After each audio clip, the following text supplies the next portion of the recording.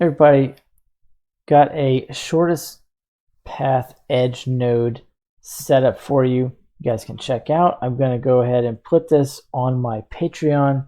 It's pretty cool setup. I saw somebody doing this and I was like, I want to replicate this. This is pretty neat. And then for everybody who's learning, going to give you a really good idea on like the node setups and stuff like that. Also, when you do pull this in, you can like right click, do a horizontal split. I've already got one.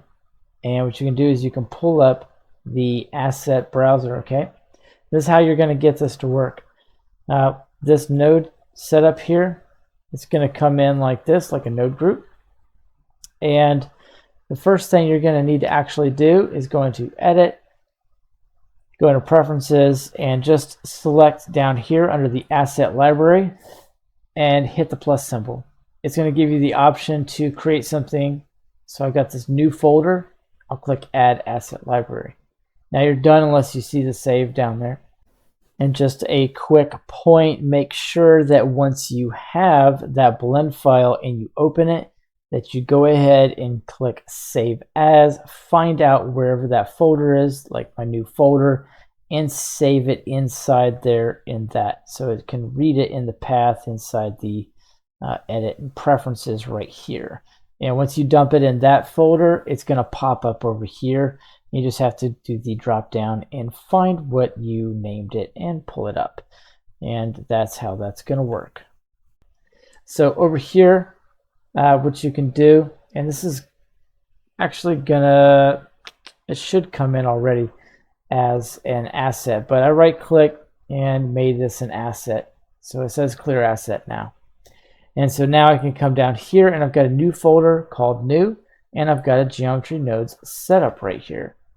So now all I have to do is currently hide all this stuff, and I'll drop in something like a cube. It's not the best representation, so we're going to jump into face select. You're going to hit W and subdivide. And I say it's not a good representation because it's just a little too, the lines are just a little too straight for the shortest path to look really well, but this will still work. So you could take the geometry nodes and just dump it right here on this, and it's going to dump all of those on there. Now, you could play with all the values and scales and everything, but mainly you'll have this as an option to change the materials. And just for the sake of it, I can put something on here.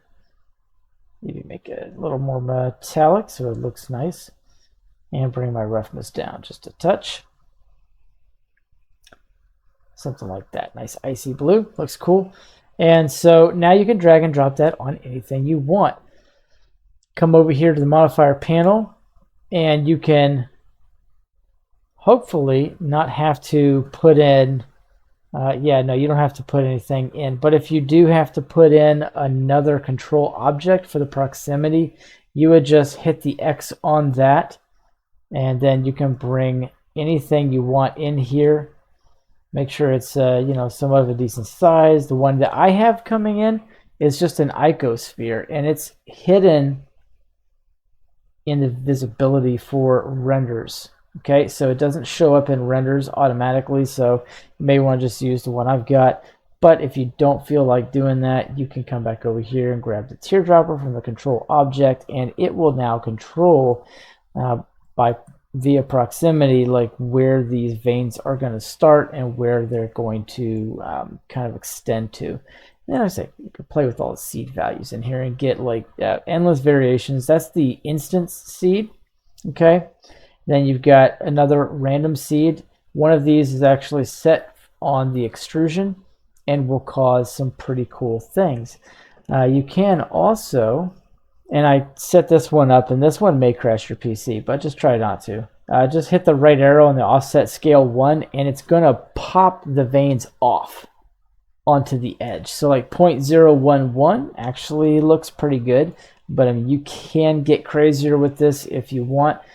And there's a ton of other adjustments, and it is, in essence, kind of extruding that any which way you look at it. So maybe bring it down just a little bit, and some of that's actually reflection. Yeah, most of that's all reflection. So anyways, that's it, guys. Go pick this up on the Patreon and consider supporting the channel with a subscribe and a like. And I've got a Blender Market link with some really cool exclusive stuff. And I also have a Gumroad link, which you click that. I've got a ton of free add-ons on there and a bunch of freebies.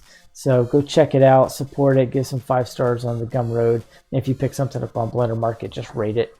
And I'll see you guys in the next tutorial.